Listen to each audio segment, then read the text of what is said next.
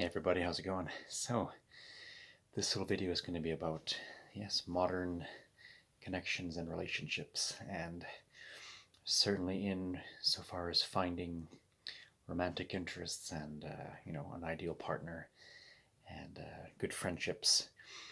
Obviously, needless to say, some of the best friendships that we're making and the best connections we're making is online. The internet is definitely a blessing, and we needed it, and it came at the right time according to the divine will, as you probably know. And we are experiencing a wonderful joy because of this, and also a little bit of strain and repercussion, so to say. Or what I mean by that, rather, is the fact that it's a blessing and a curse, because oftentimes we find people of incredible like mind and beautiful heart and such, and of course they're miles and miles apart. All of us grow up, with friends and often continue making new ones and letting others go and this and that throughout our whole earthly existence.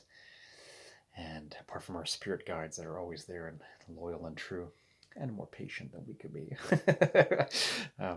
such as it is, yeah, we find ourselves in this incredible moment in human history where the whole planet is planet and plan is coming together. And as we find each other more scattered abroad, it's the tribe that's awakening and sparkling like light. And so the good holy net is definitely cast, and indeed fishers of men and women bringing it in. So as you guys have experienced yourselves, there have been so many times where I'll just go on, let's just say in a simple evening, and go on a YouTube, check out a song or somebody's ASMR or meditation or talk, whatever, and the person themselves is wonderful, or even just the random comment of a so-called stranger is just beautiful. I was listening to one little piece of Hindu music a couple weeks ago, and this lovely young woman, I don't know, maybe she was in her 20s or so, left this beautiful short little poem of sorts, and just so precious, and makes you realize that, and that's one example out of a billion, but that one really stood out to me in that particular moment. It just makes you realize that apart from the fact that whether we're, going through our daily habits, doing our job out and about, doing errands, shopping, whatever it might be, that we look at each other as strangers, or we're a bit defensive. I mean, most people are pretty friendly if you instigate the friendship, or they might do it to us. But there's always this sort of sizing each other up, and we judge each other, and we are afraid of each other's judgments all the time. But if we stop doing this, a lot of pressure will go away and alleviation. But the point is, you can't really read somebody's mind, or if you just walk into a room or a store, or down the street, you don't really know necessarily the person's thoughts or vibe, apart from what you might initially feel, or maybe the eye contact could tell you a bit of something. So, saying all this, it's often easier to find like-minded people online than it can be just out and about, unless you're going to, like, specific focus groups or places of interest that you share in common. So why I'm saying all this is that I'm noticing people's thirst for, and certainly my own, definitely my own, for deeper and more connection. I mean, I for one would like to be anybody's friend. If you're like a hippie heart type of person like me, like, I'm cool with everyone. I don't really need to seek out and create an enemy in anybody to justify myself or to compete to make myself feel better. Maybe some people do. I think most are getting past that, but there's still a lot of that going on due to fear and insecurities. But indeed, time and time again, when we realize all these things are common, when we realize that our problems in an integral, intrinsic way are common, and someone can say, "Oh, you don't know, man, I have it so bad," or seriously, I have no idea, but yeah, but I do, and you probably do, and we to understand that it's not that different. The things we're facing, it's all the same. The insecurities are the same. The fear is the same. Loneliness can be the same. All the themes of our troubles are the same, just as the themes of our joy are the same. So it's not to seek out this hardcore high level of individuation or something like that. We're all very much innately the same because we are from God and we are the God's extensions. We are the very fingers and hand of the divine in every which way, the extensions thereof. You guys know that. So while humanity is getting over its shyness of each other, of itself, we're finding that it's easier to realize that we have these things in common. And I'm thinking, yeah, a blessing and a curse for sure that we have these media platforms and such to, to find people and to make wonderful things. I mean, for example, some of my best romantic relationships have been found online and they did manifest. Whether they succeeded or not, at this moment I'm single again. But the point is, it's possible and more common.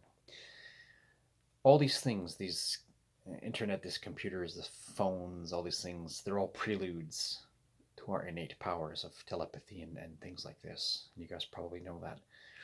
And for example, angels or ET races and other advanced beings, like they don't need to utilize the certain tools that we have in order to communicate. They could size each other up real quick, read each other very, very deeply, and poof.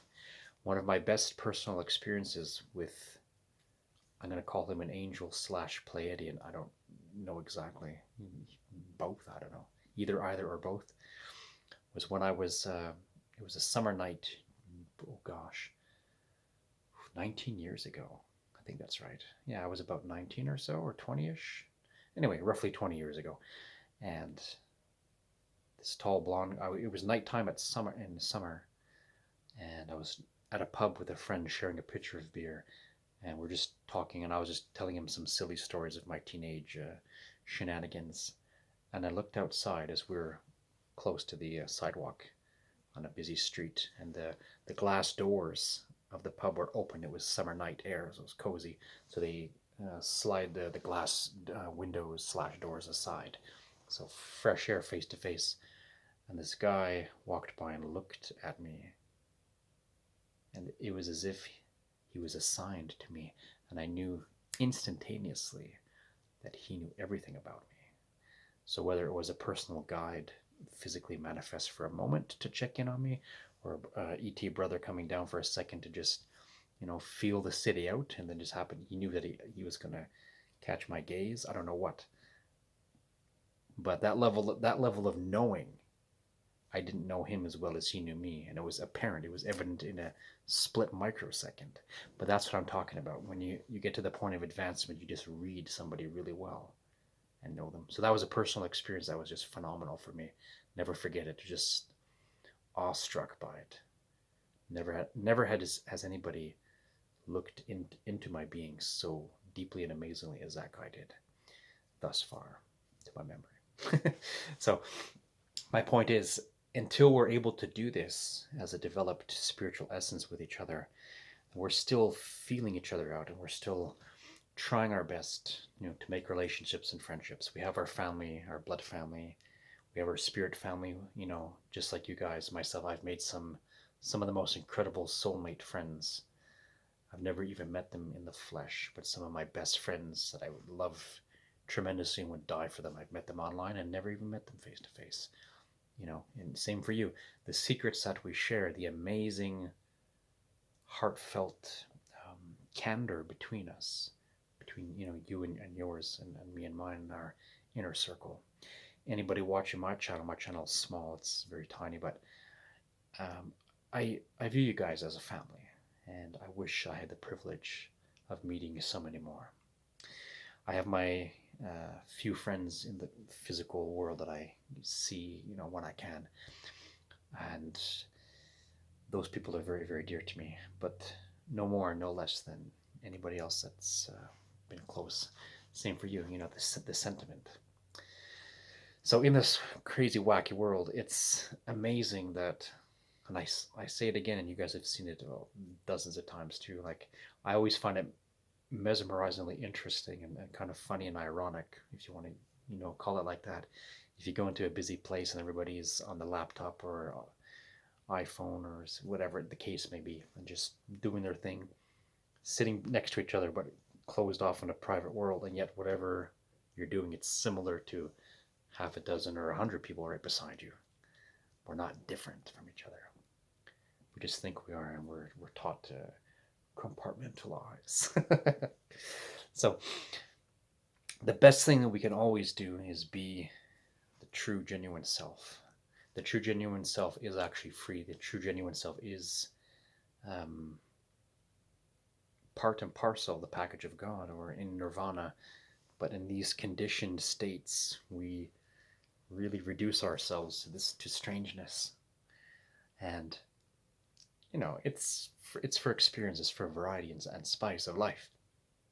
But so much of it just seems unnecessary, especially at this point.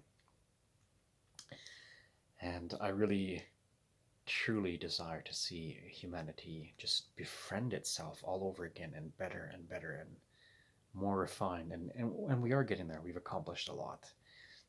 Previous biases and things that kept us fighting each other, even violently, even over silliest reasons.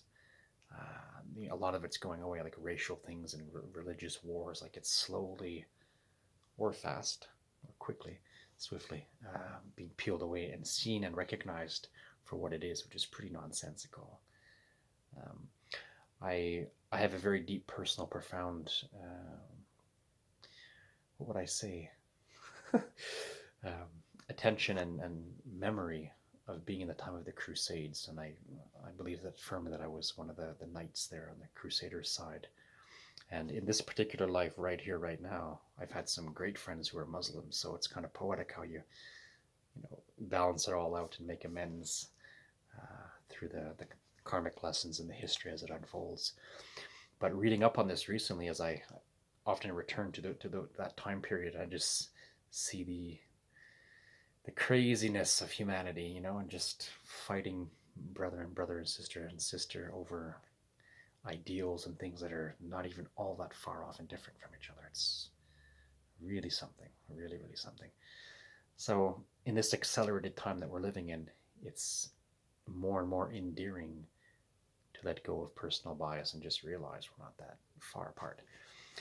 Now, as far as forming very intimate and intricate relationships and friendships and finding a partner and someone deeply to love, that's really that can really be hard and daunting and a challenge.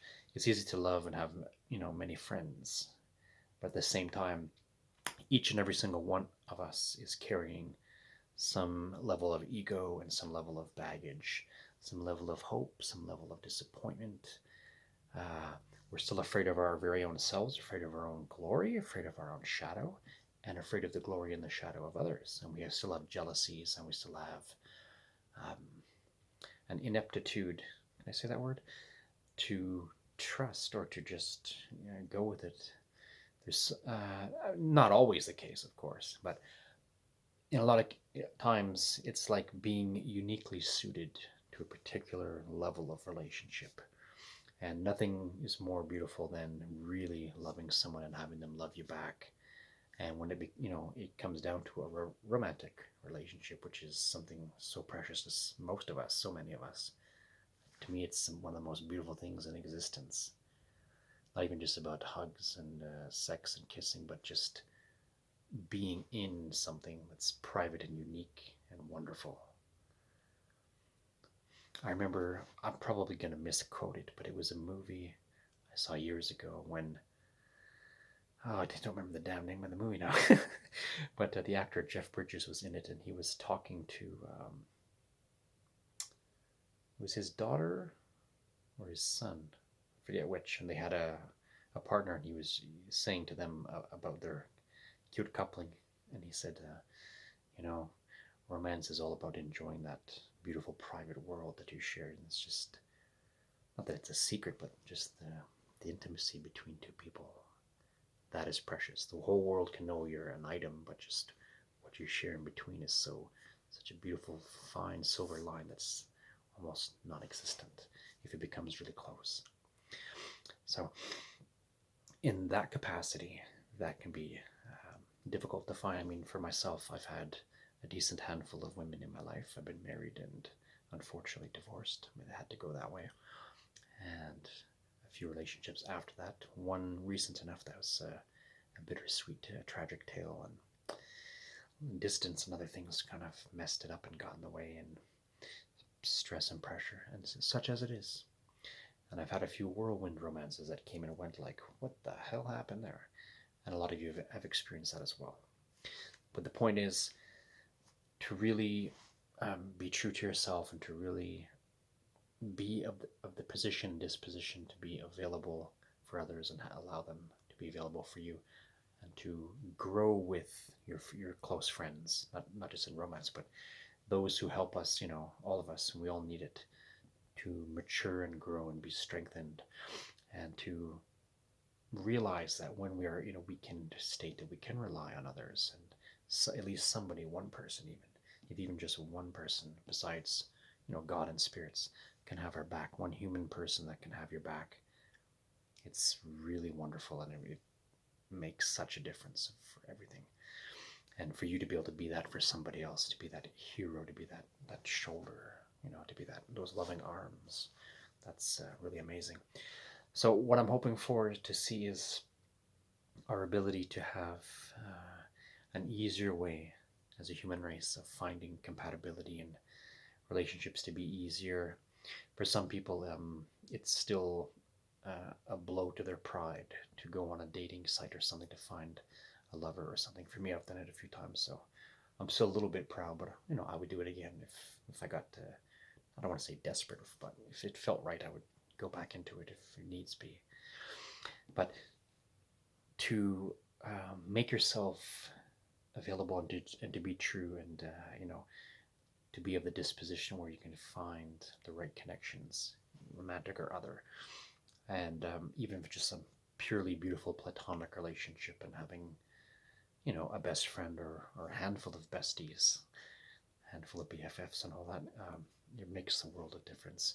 And hopefully it becomes easier. We become less shy and reclusive within ourselves, so we can enjoy each other more and be more free and open. It doesn't mean you can befriend the whole world. Humanity isn't at that stage where everybody is loving and willing to take a chance and be, kind, compassionate, and available. There's still a lot of people that are hurt and very defensive and full of bias or programmed hatreds, and all kinds of things. And we've all been there, so it's not a judgment, whether this life or another one. But we are progressing, and this is the greatest thing. So that's just my message. I hope to see humanity just being more friendly and strong, and I'm hoping for people that are lonely to find more friends, and I'm hoping for people looking for partners, they can find them, and all these great things that we all crave that are common to all of us. And the internet has certainly allowed a lot of this to be more accessible and easy in one way, but then it's a curse in the other, when you find a lot of great people that are very compatible with you in a soul level, even as just friends, and yet so far away. It's just like, ah. Now, there are some old prophecies, worldwide. I read a lot of things, but in the biblical ancient histories, when it talks about how humanity, when it was much smaller in numbers at the beginning, whoever started to incarnate first into this world cycle, that the tribes that were formed back then, those tribes that were bonded through trial and glory, and plethora of histories, and now scattered abroad and looking for each other and saying, oh my God, who else remembers being at the dawn of time, and were you there with me? And then when you find some of those who are alive, living now in the flesh, scattered abroad, and you just instantly know each other somehow, or you're like, oh wow, you believe in this, that, and the other also, just like me. Oh my God. So you find your tribe, and then it's scattered, but it's like we're coming together, and the very fact that we're finding each other and coming together is bringing the world together, because our potency is great. Our love vibration, the magnetism, the willfulness of the mind, I don't know, which I can't say it better than you guys. I don't know how you want to say it, but that potency, that propensity is catching on, and more people are becoming more free to be themselves and to find great things. So I wish for all that, relationships in general to be better and strengthened in every which way, family, friendship, romantic ways, the whole kit and caboodle, even friendship with the earth itself, the mother nature and the animals, all those things, spirits and elementals and all things, just the friendliness to increase, and the trust and the love and the gift giving and the consideration. All those things are great. So, in these strange times, let's keep on keeping on, and hopefully these things can manifest and get more finely tuned, and I'll meet y'all, all y'all at the top of the pyramid. All right, namaste. Thanks for listening. Wish you guys the best. Take it easy.